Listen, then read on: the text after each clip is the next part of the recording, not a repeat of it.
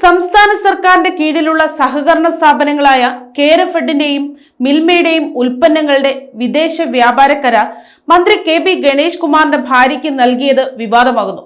മന്ത്രിയുടെ ഭാര്യ ബിന്ദു മേനോൻ നേതൃത്വം നൽകുന്ന കമ്പനിക്ക് യാതൊരുവിധ ടെൻഡർ നടപടികളുമില്ലാതെ വഴിവിട്ട രീതിയിലാണ് ഈ കരാർ നൽകിയിരിക്കുന്നതെന്ന ആരോപണം ശക്തമാണ്. മന്ത്രി കെ.ബി. ഗണേഷ് കുമാറിന്റെ ഭാര്യ ബിന്ദു മേനോൻ സിഇഒ ആയിട്ടുള്ള മിഡ്നൈറ്റ് സൺ ഗ്ലോബൽ എന്ന സ്വകാര്യ കമ്പനിക്കാണ് കെയർഫെഡ് മിൽമ ഉൽപ്പന്നങ്ങളുടെ വിദേശ വ്യാപാര കരാർ ലഭിച്ചിരിക്കുന്നത്. ഈ പുതിയ കരാർ പ്രകാരം കെയർഫെഡിന്റെ വെളിച്ചെണ്ണ ദുബായിലും മിൽമയുടെ ഉൽപ്പന്നങ്ങൾ ന്യൂസിലൻഡിലും ഓസ്ട്രേലിയയിലും വിപണനം ചെയ്യാനുള്ള പൂർണ്ണ അവകാശം ഈ കമ്പനിക്കായിരിക്കും. എന്നാൽ ടെൻഡർ വിളിക്കുകയോ മറ്റ് ഔദ്യോഗിക മത്സര പ്രക്രിയകൾ പാലിക്കുകയോ ചെയ്യാതെയാണ് ഒരു സിറ്റിംഗ് മന്ത്രിയുടെ ഭാര്യയുടെ കമ്പനിക്ക് ഇത്തരം ഒരു വമ്പൻ കരാർ നൽകിയിരിക്കുന്നത് എന്നതാണ് ഈ വിഷയത്തിലെ പ്രധാന വിമർശനം. സർക്കാർ നടപടിക്രമങ്ങളിലെ ഈ കടുത്ത വീഴ്ച ക്രമവിരുദ്ധമാണെന്ന് ബന്ധപ്പെട്ട വകുപ്പുകളിൽ നിന്ന് തന്നെ ഇതിനോടകം വിമർശനം ഉയർന്നിട്ടുണ്ട്.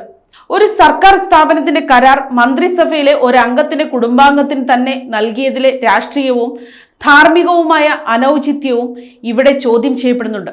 അതേസമയം സംഭവത്തിൽ വിശദീകരണവുമായി കെയർഫെഡ് രംഗത്തെത്തിയിട്ടുണ്ട്.